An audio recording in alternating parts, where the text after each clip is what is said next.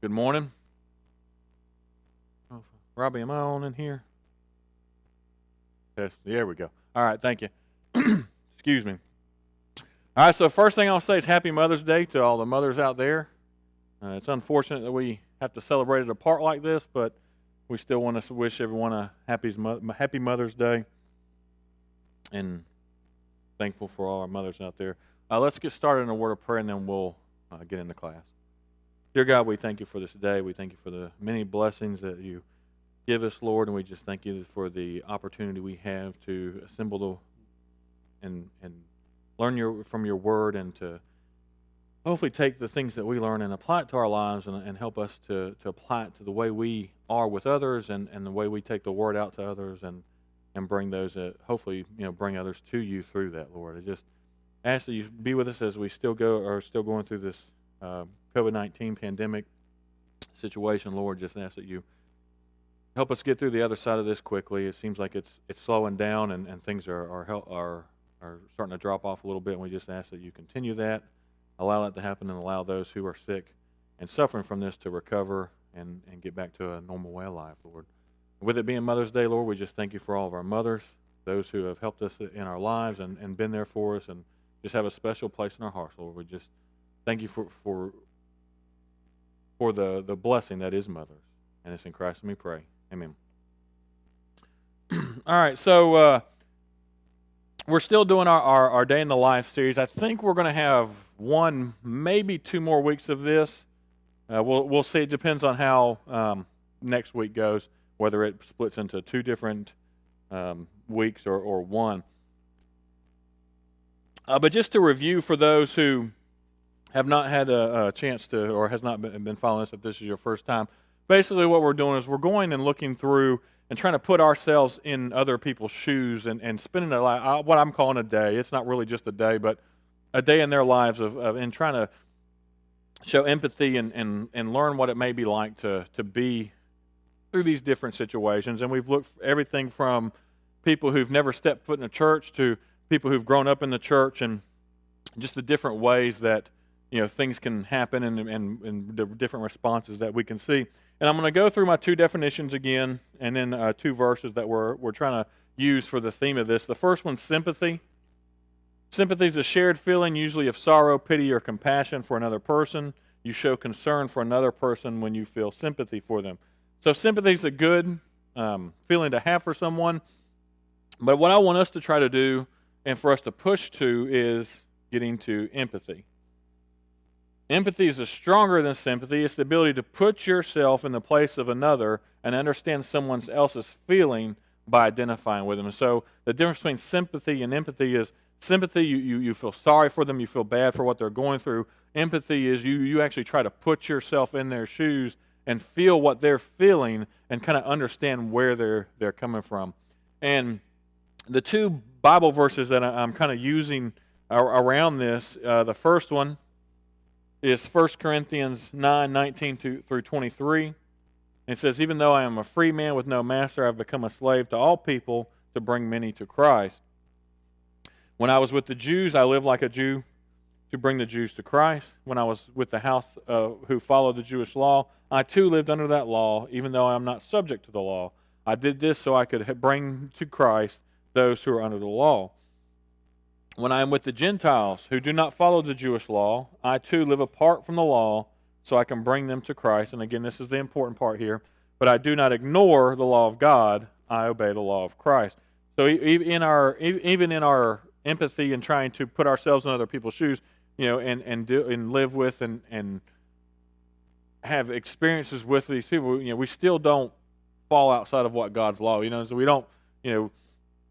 we don't become an alcoholic so we can put ourselves in alcoholic shoes. We don't do things like that, but we try to as close as we can, put ourselves in their shoes to understand what they're going through without breaking the law of God. "When I'm with those who are weak, I share in their weaknesses, for I want to bring the weak to Christ. Yes, I try to find common ground with everyone, doing everything I can to save some. I do everything to spread the good news and share in its blessings." And my goal in this class is to help us in this series anyways, to get into this kind of mindset that Paul's in here of, when I'm with someone or around someone, I'm going to try to be and understand what that person's going through, what they do, what they follow, as long as it doesn't, as long as I don't end up, sinning against God or breaking God's law. I'm going to do everything I can to bring someone like this to Christ. So, and then my favorite Bible verse, which I added in last week to apply this, especially with the topics that we're going through now, is John 13:34 through 35. So now I'm giving you a new commandment: love each other just as I have loved you. You should love each other. Your love for one another will prove to the world that you are my disciples. And I think that's the ultimate end point here is, as a church and as a people, we need to make sure that we are, one, not only showing this type of love to each other, but to the world as well. Because if they see this, this is a type of love that they're not going to see out in the world. This is not something that they're going to see on a regular basis. And so whenever they see this, it's going to look different. It's going to be a love that looks different. It's going to be a love full of mercy and grace and kindness. And that's going to look a lot different than what we see in the world today. And so when they see this, they're going to know there's something different about this person. There's something, some of them may say there's something off about this person, but there's something different here because this man or woman is treating me differently than what other people in the world do. So, and this is, I think, the end point here of putting ourselves in someone's shoes. It's going to take a love and a compassion and an understanding and an empathy to understand how we can reach people and how we can and bring people into Christ, and then ultimately, work together as a whole to bring people up out of things that are not good and horrible situations sometimes. So the three Christians that we looked at last week. So with the first series, we kind of looked at three what we considered non-church, or people who aren't familiar or never really stepped foot in the church. This one, we're looking at three Christians who, in a way, kind of came up in the church. They were part of the church maybe from a young age up. And the three that I did was the preacher's kid, the new kid, and then maybe a look from what I called a girl, from a female woman's perspective growing up in the church. And so we kind of last week looked at sometimes the negative side effects or the negative things sometimes that we can see. And like I said, I did that on purpose. I did that on purpose on the first series, not to be negative or to attack the church or to talk bad about the church, but to show experiences and show things and see things that I personally have experienced and others have experienced growing up in the church. And then this week we're going to look at some of the positive, or some of the directions that if things continued the way they could go. And so we're going to start, and I'm going to start with the preacher's kid. And this one is probably the longest one for those who weren't here last week or weren't listening last week. Give me just a second.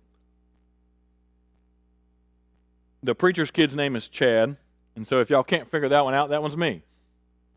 And I just talked about some of the experience growing up. You as a preacher's kid growing up in the church, you have a unique perspective of the inner workings of the church. And I talked about some of those. And I stopped where basically about the time that I graduated from high school. And I didn't really go any further.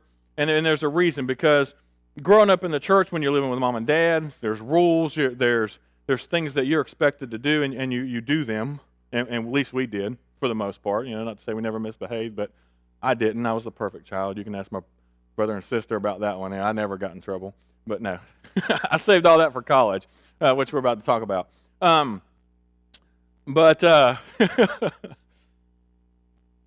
But one of the things that, I graduated from high school. I moved away, went down to Charlotte for a little bit, and then moved back up and continued my education in information technology. But one of the things I did is I got to Marshall, and I moved to Marshall University. It's where I met Helen. But as a lot of times kids do, whenever they leave home and they're on their own, and this doesn't speak any negativity towards the way I was raised, but you're given free moral choice, and your free moral choice is to make the decisions that you want to make. Well, one of those decisions that I made was, I still went to church some, but I didn't go a lot. I would go when I went back on Sundays. I'd go, but a lot of times when I if I stayed at, Marshall was only about a 45-minute drive from the house, from Mom and Dad's. And so there were some weekends where we just stayed there the whole weekends and, got into maybe some things that I shouldn't have gotten into, going to bars and doing things like that. Now, I didn't go wild and crazy, but, the things is I was doing things that a Christian who was raised in a Christian household knew that they should not be doing. And one of the things that led to is, I met Helen, and we did things that we shouldn't have done. And the result of that was Helen ended up pregnant. Now, at that point, there was one of two ways that this could have gone. Actually, there was a million ways that we could have gone. We could have said, you know what, we're going to cover this up. We could have said, you know what, we're going to have an abortion. No, me and her will be the only ones that know about it, and we'll go on. But we knew enough to know that we could never do that, and if we did, we'd never be able to live with ourselves if we did. So we knew we had several options to choose from, but the main option was, look, we're going to have to go, and we're going to have to say, yes, this is what will happen, this is what we did, and this is the result. Now, I'll be honest with you, telling my mom and dad about this was scary. I couldn't tell them, so I had to write it down, so I wrote it in a letter and gave it to them. In my heart of hearts, I knew what that result was going to be. I mean, I knew Dad wasn't going to blow up. I knew Mom wasn't going to blow up. I'll be honest with you. Mom's reaction was a lot different than I thought it would be. There was more excitement there than there was, and I don't mean that in a negative way, than there was being mad at us. Maybe that's just the happiness around having a grandchild. But, there was the disappointment there. But I want to be honest with you. With all of this, I didn't fear going to my parents with this situation because I knew they would be there to support us and do whatever they could for us. I was terrified of going forward in front of the church with this situation.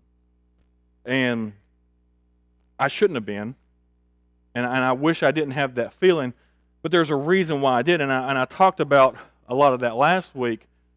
I have seen in the past where people have gotten themselves into situations or done things that they shouldn't have done, and they've gone forward, or they've gone, to the church and in front of the church and to talk about and confess, hey, look, I messed up. And it hasn't always been a positive response.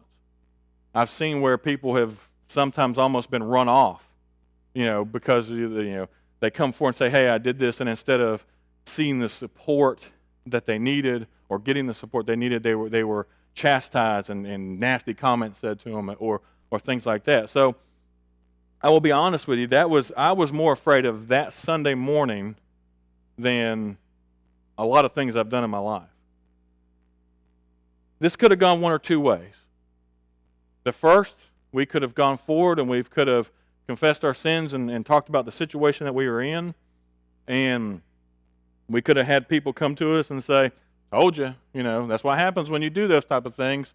Or we could have had people, talk bad about us, or we could have had, we could have been the gossip around the dinner table for the next couple of weeks, and those type of things, and we could have not gotten a lot of the support, and we could have, tried to do things in the church, and the church would be like, well, no, since you're in this situation, you can't do this, or you've got to step away from this. And if that would have happened, and I've seen that happen in circumstances, if that would have happened, what do you think mine and Helen's response would have been? Okay, well, we thought we were going to get support. We're not. So guess what? We're going to go somewhere else. We will find some congregation or some place that will support us. Fortunately for us, as you can see, since I'm standing here, that didn't happen. And that first one, I meant to change the slide, would have been out of fear only, right?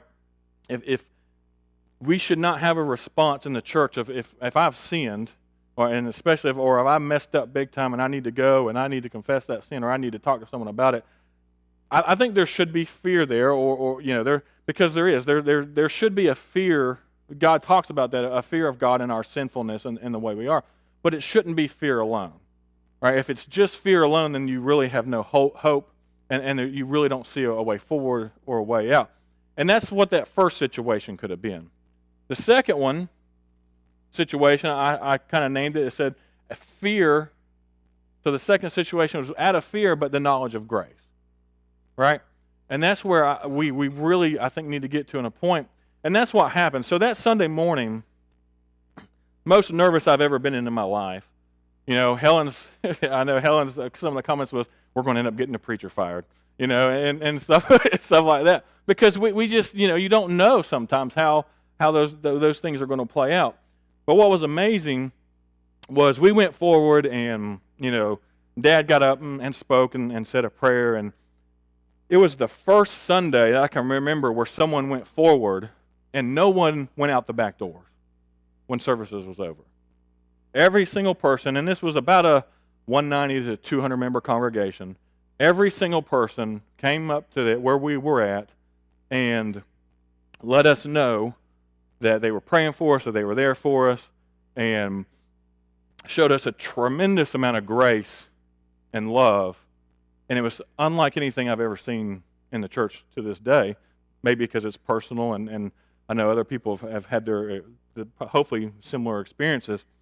But that changed my outlook on a lot of things. And what I loved more than anything, not that this is a good thing, but what I loved more than anything was I cannot tell you the number of couples we had that came forward, you know, couples who had been married, you know, 50 years at that point, if not and lower. I don't think any of them were older than, had been married more than 50 years.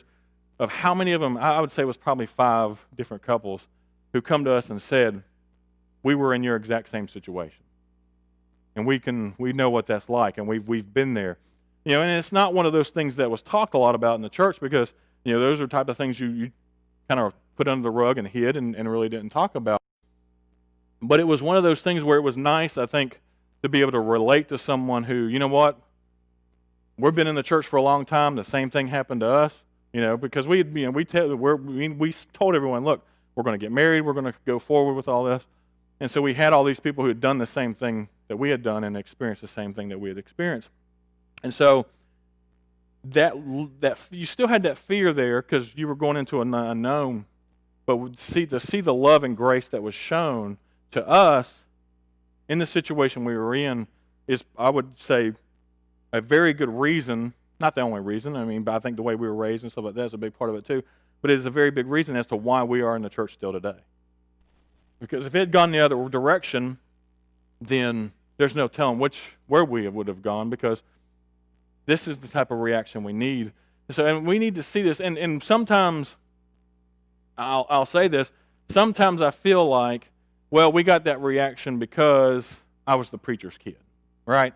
Or I got, you know, and I don't think that's the truth, you know, but sometimes that's in the back of your mind, because there's been times where you've seen people in a similar situation and they didn't get the same reaction that you got. And so that you hope and you pray and you push for it. And this is, I think, why I'm a strong proponent of it, is when we see these type of situations, and no matter what it is that we have that same kind of response to those type of people as well. And again, I'm not saying that was the only reason why, but sometimes you question sometimes when you see that kind of stuff, because it's like, well, you see another situation like, well, why didn't they get that same reaction? So, but go ahead. That's a lot older than me and has gone on to be with the Lord now, but he used to say that the church was the only place where we shoot our wounded. Yeah. And sometimes we do that. Yeah. I don't know that we mean to, but Yeah. that's the way we come across, you know. Yeah. We want to stand against sin, of course, but we need to show grace to the person, especially when they're coming forward to repent. Yeah, and not shoot our wounded. I think in the process, sometimes, like you said, shooting our wounded, and sometimes in taking down the sin, we take down the sinner with them. You know. Go ahead, Steve. When we were at the Linda Church of Christ many years ago, a number of young ladies became pregnant. Actually, 2, 3, 4 of them, I think. They all got the same treatment, loving and grace. Good. You know, Good. people came. They realized the sin. They were young. They made a mistake, but same response you got, they got. So, Yep. you know, in many places, that's how I've seen people treat other people in sin, basically. Yeah. Got caught in sin caught up with you, whatever, however you want to put it. Yep. They came forward and said, hey, you know, I need help. I have an issue. And warm hugs and love. Yep. That was what you know. And I hope, and I know sometimes that's not what we see, but I hope the majority of the time this is what we see. And I want to make sure that we, every single time, never condone the sin, right? Never be like, oh, well, that was a good thing that you were doing. Never condone the sin, but always be there for the person that, is trying to come out of that, the other side of that sin, seeking grace and seeking forgiveness and those type of things. So that's the only option a Christian should have. Yeah. Because we're to do like Christ, and the Bible says if we confess our sins, God is faithful and just to forgive those sins, and the Bible adds later that He forgets them. Yep. And so we are to be Christ-like in that regard and do the same thing. Yep. And we're not going to be perfect in this. We're human, and sometimes we get the emotions, and we see someone doing something sometimes, and we're like, how can you be so stupid? We sometimes we react the wrong way. But I think if we push ourselves, and this is something you have to strive to do, because I don't think a lot of this sometimes comes natural. I think sometimes the natural thing to do, especially if you're not in the church, is to have that response of, well, why are you so dumb? Why would you do something like that? Why would And so we have to remember that this is a practice. This is something you have to, I think, a lot of times think about first, of how would I want someone to treat me in this situation if I were to put myself in this situation. And that's what I love about my story, mine and Helen's story here is there's a lot of love in the church, and in most of the churches that we've been in, I talk about the negative side of it, but it's a human institution, right? It's made up of humans, and so there's going to be imperfections in it. But the one thing, that's why I wanted to finish with this, because even with all of our mistakes and the how imperfect we are, we can come together and show Christ to people, even though we're not perfect, And if we accept people like this, and so that's the big push I want to see here. And when we run into these situations, maybe it's not someone coming forward for a public, confession. Maybe it's something, they've confessed sin and they've confessed, and we need to go to them, and find, okay, we're here for you, even though we find out something. We need to make sure that we go to them and show them the love and compassion as well. So I hope that we continue to see this growth of this in the church, and I would say that this church, in particular, is very much like this. We see a lot of love and compassion around things when people, we all mess up. Some people's messes up's more public than others, but we all mess up, and we need to be there for it. So the new kid, his name was Stephen last week. Still Stephen this week. I didn't change it. We're going to continue talking about him, and his background was he kind of came from more of a lower income family. They were new. They didn't grow up in church. His parents didn't grow up in church, so they really didn't understand the workings and the flow of how church was, and what I call your church people, and and so some of his background was he overheard some comments about the way they dress, or some of the things they did, or some of their behaviors, and some of the acts that they had. And again, this one can go one of two ways as they grow up in the church. And I know, because I've been part of some of the examples of some of the comments made, or some of the, like Dad talked about earlier, when those things are said, it's not like someone's coming to that person in a hateful attitude. They mean it in a good way, but it's the tone and the attitude sometimes behind it that we don't put ourselves in these people's shoes. So we don't understand. A lot of us have been born and raised in the church. So we know, okay, you're not supposed to do certain things, or you are supposed to do certain things, or have some of the unwritten rules, as I would call it, of church and the way things go. And there's one of two ways it could go. If stuff like that were to continue, then there's going to be a path, I think, of what I put down there was resentment. All right, if you hear negative things about you, or comments about maybe your brothers or your sisters or your family, or things like that, then there's going to become a resentment that builds behind that. And I think that's in any situation, no matter if it's the church, a business, a family, no matter how that works out. There's going to be some sort of resentment that builds if you always kind of hear these comments or backhanded compliments. I call them backhanded compliments because it's I've heard this a million times. You'll compliment someone and be like, well, that's nice, but if you did something like this, or it's good to see you here today, but you probably And so we've got to be careful with how we approach these type of situations. And I know some people may say, well, Chad, you're really splitting hairs here and getting mine. But this stuff makes a difference. This stuff makes a difference. And how we treat other people when they come into this building, no matter what. I mean, I don't care if someone comes in and they're in their pajamas. You know, how we treat them, is going to be hugely important to whether they continue and stay in the church. Dad talked about it last week of some people who out in Tulsa, came in and they were gypsies, and some of them had long hair, and they could have confronted them and said, hey, you can't look like this when you're here, you can't do this. But instead they said nothing, and now they're still members of the church to this day because they kind of started to look around and say, hey, I don't have a ton of people with dreadlocks or hair all the way down, say we don't have that, and so it's not to say that everyone has to conform to our standards of how things should be, but if you continue to comment or nitpick or hit those type of things, there's going to be a resentment that builds.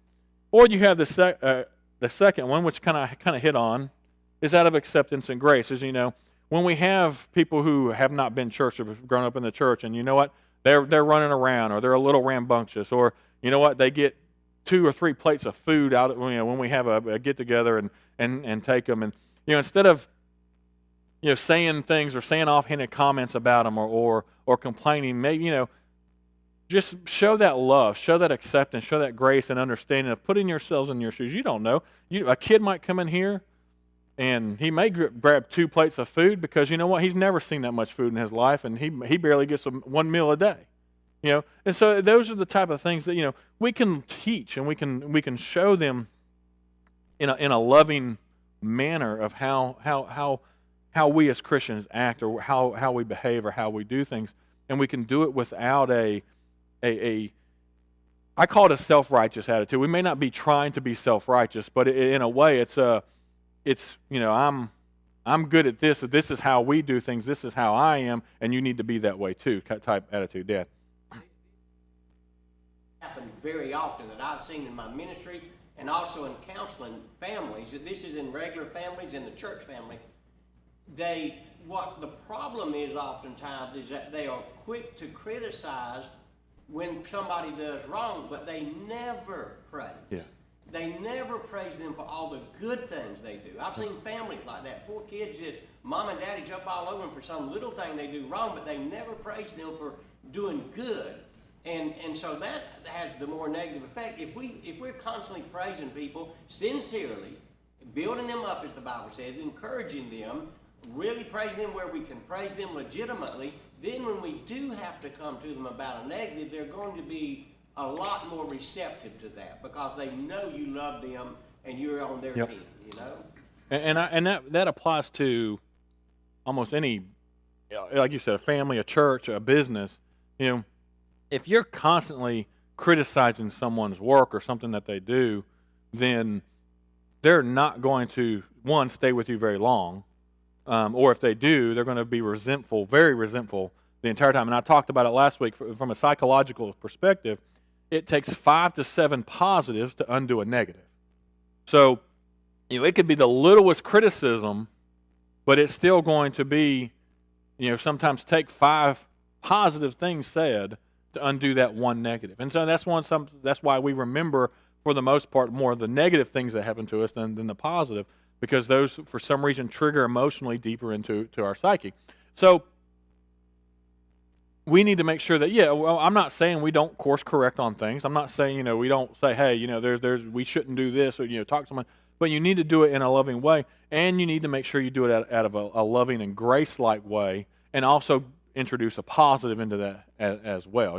If you do have to say, hey, let's not do this, but I've noticed that you guys are doing really good here, or you've done, so that to counter that, and lift up and to build up, and that's because you won't keep people around if there's a lot of criticism that's constantly going on. Not to say we don't need to correct, but we can't just criticize all the time.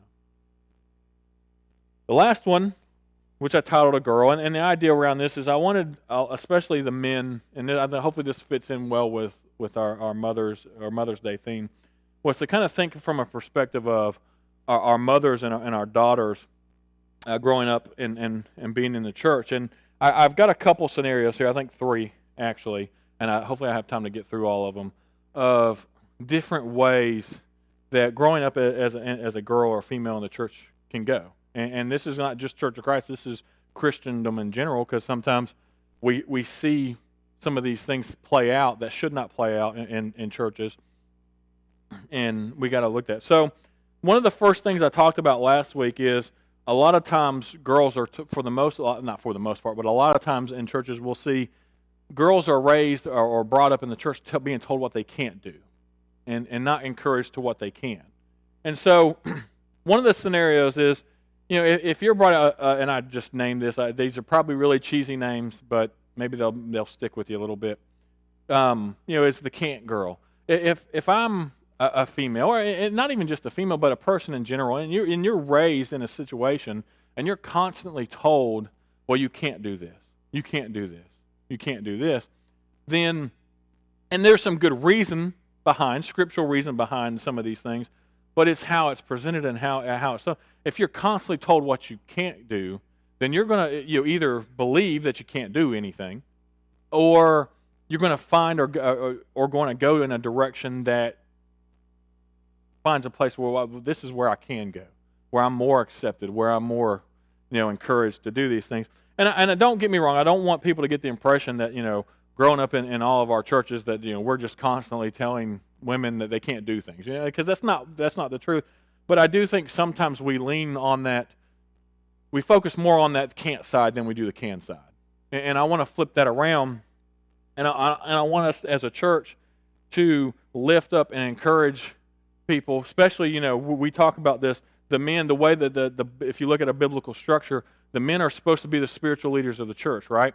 And so if we're going to be the spiritual leaders, we need to make sure that we're not pushing people down, telling them they can't do things, and we need to make sure that we are lifting people up, no matter what, female, male, lifting people up and showing them what they can do and what their spiritual responsibilities and spiritual gifts are to be and where they can use them. And that's where we need to make sure that we focus on this more than the can't side. Yes, there are biblical roles. There's biblical roles that have been established in the Bible. We're not going to talk about that or take away from those things. But and there are things that's specific to genders that we look at in the Bible of roles that should be filled. But we need to make sure that we follow behind that as spiritual leaders, because if we're going to focus on a lot of things of what people can't do, then we better step up into those positions where we say we have to be and show people where they should go. So I want to make sure that as a church, we are encouraging. This particular point focuses on a female or perspective, but I want to make sure that as the men of the church, and even the older women and more experienced women in the church, that we are focusing on a way of showing, look, this is what you can do, right? These are your gifts. These are the areas. Look at this. Look at this. Lift them up. Help people. This is one area we need to work on, and I need to do a series on it. It's finding our spiritual gifts, what they actually are, and encouraging people to grab a hold of those gifts and run with them. And we could just see, we'd see so much growth and benefit from doing that. But I want us to be on a positive side of encouragement when it comes to these things. The next one I'm going to talk about, because one is close to me, but I've seen this a lot too, from not even inside the Christian world, but what I call, and it ties back to my very first point in my personal experience, and this is why I put it in there. Sometimes we'll see a girl who gets pregnant outside of marriage as an unwed pregnant girl, right? So she's sexually active outside of marriage, or she's unwed with an unwed pregnant female, or however we word it. This is the terminology I come up. And my mindset here is, you know what? Maybe we have someone who walks through our doors who comes in and she's unwed, pregnant, and maybe doesn't even know who the father is, right? We need to make sure we change our mindset around some of these things and around this idea. And I use this, and I'm going to roll into my my next point too, of there being more of a responsibility on us sometimes than them. And what I mean by that is maybe we need to change our mindset around when we see something like that. Maybe we need to see that as a really scared girl who needs our help.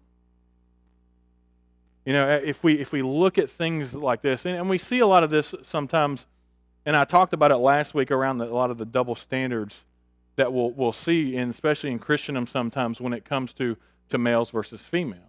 And sometimes we see well, boys will be boys type attitude, you know, and that's just the way boys behave.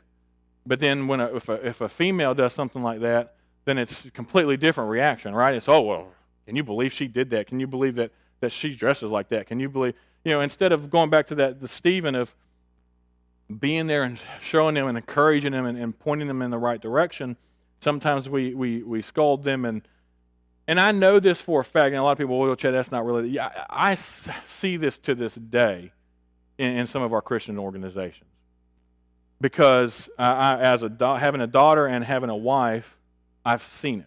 I mean, this isn't well, Chad, you're making this up, or this is being exaggerated. No, I have seen it. You know, we have Christian organizations where if a girl gets pregnant, she gets kicked out, but a boy can have kids through another girl, and they get to stay.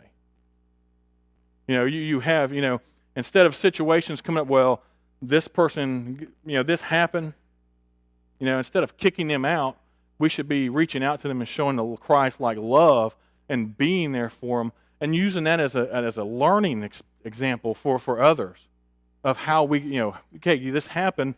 We don't encourage it and we don't think it should happen, and we're not going to say, oh, yes, you need to be doing this. We need to be there for them in these type of situations.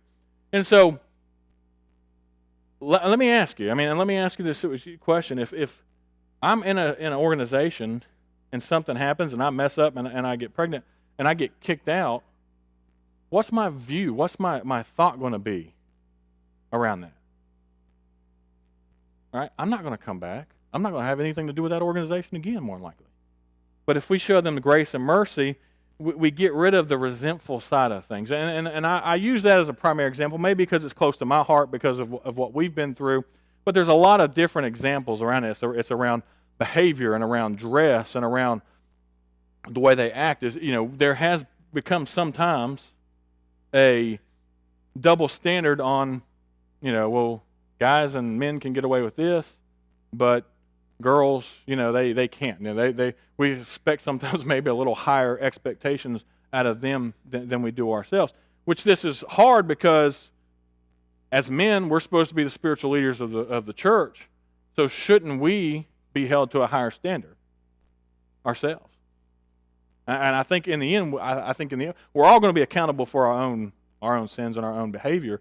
But in the end, I think as the spiritual leaders of the church, we're going to be more responsible for the way we acted and the way we behaved and the way we treated others than some of the others. And I could go into another lesson on that, but maybe we will. So if it builds one of two things, kind of like the last time, the resentment. If I see a double standard, if anyone who sees something that's unfair or someone who's treated differently because of whatever, their family ties or their sex or the amount of money they have, any of that stuff, a resentment's going to grow there. And so we don't want that. We want to create an environment where people are lifted up, where they are encouraged to be who they're supposed to be and pushed to do the things that they're supposed to do. Whether they mess up or not, we're all going to mess up in this journey. We're all going to make mistakes and we're all going to have problems. But it's how we treat people and how we lift each other up in the church. Or we can lift them up, not just the female side, but I wanted to focus on this sometimes because I see this. We can lift each other up. And I'll talk to this for 1 second because a lot of times we like to talk about the things that women can't do in the church, right? And we'll have some really, really strong opinions about what women can't do in the church. But then you look around and you don't have the men stepping up to do what they're supposed to be doing to fill the roles that need to be filled. And so we, in the back end, still end up a lot of times with women filling the roles, not in official capacity, but doing the things because they step up. So if we're going to have not just strong opinions, if we're going to be biblical and we're going to do things right and we're going to do things according to Scripture, then men need to step up and be the spiritual leaders that they are supposed to be and do what they're supposed to do in their households, in their churches, anywhere, at their job, so that we don't run into these situations. And I know that's kind of hard, and it being Mother's Day, but I guess I've seen this a lot. You know, I've seen a lot of where it's like, well, women shouldn't be doing this or women shouldn't be doing that. But then you look around and you're in a church of 150 people and you don't got a single man who can step up and do it, or a single man who's willing to step up and do it. So if we're going to talk about these things, especially from a men in a leadership standpoint, and we're going to talk about this and be this way with a lot of these things, then men need to start stepping up. And I'll leave it there with that one. But that's a hard thing for me sometimes, and I see this in a lot of different things. But if we don't say we need to be a certain way or things need to be done a certain way, especially when it's supposed to be done scripturally, and then not step up to commit to doing those scriptural things and stepping into the role and the leadership that you're supposed to step into. I think that's highly important. So my final question then is, what will we show?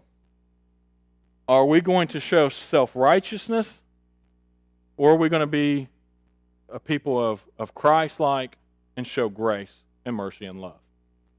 And that's the ultimate question, because I think a lot of times this is what a lot of these situations boil down to, right? Some people can be self-righteous, and when they run into situations like what we've talked about here, you know, the first thing is well, you know, almost like the Pharisee, the food and the prayers, right? It's, oh, well, I'm glad I'm not like that. I'm glad I'm not like you and messed up like you did, right? You know, we like to say, oh, well, you know, I didn't mess up. You know, I'm glad I'm up here. You know, and when we don't need that attitude, right? We need to show love, mercy, and grace. And when we see someone like that, we I guess in a way lower ourselves to them, because you know when someone's in that situation, a lot of times it'll be some of the lowest points in their lives, and we don't need to be up here saying, oh, well, you know, it'd be nice if you could have been like me, you know. And so this is what I'm going to look at next week. So next week, as we roll into this, we're going to follow the lives of two different people, two different Christians, and this is going to be established, what I'm calling established or supposed to be mature Christians.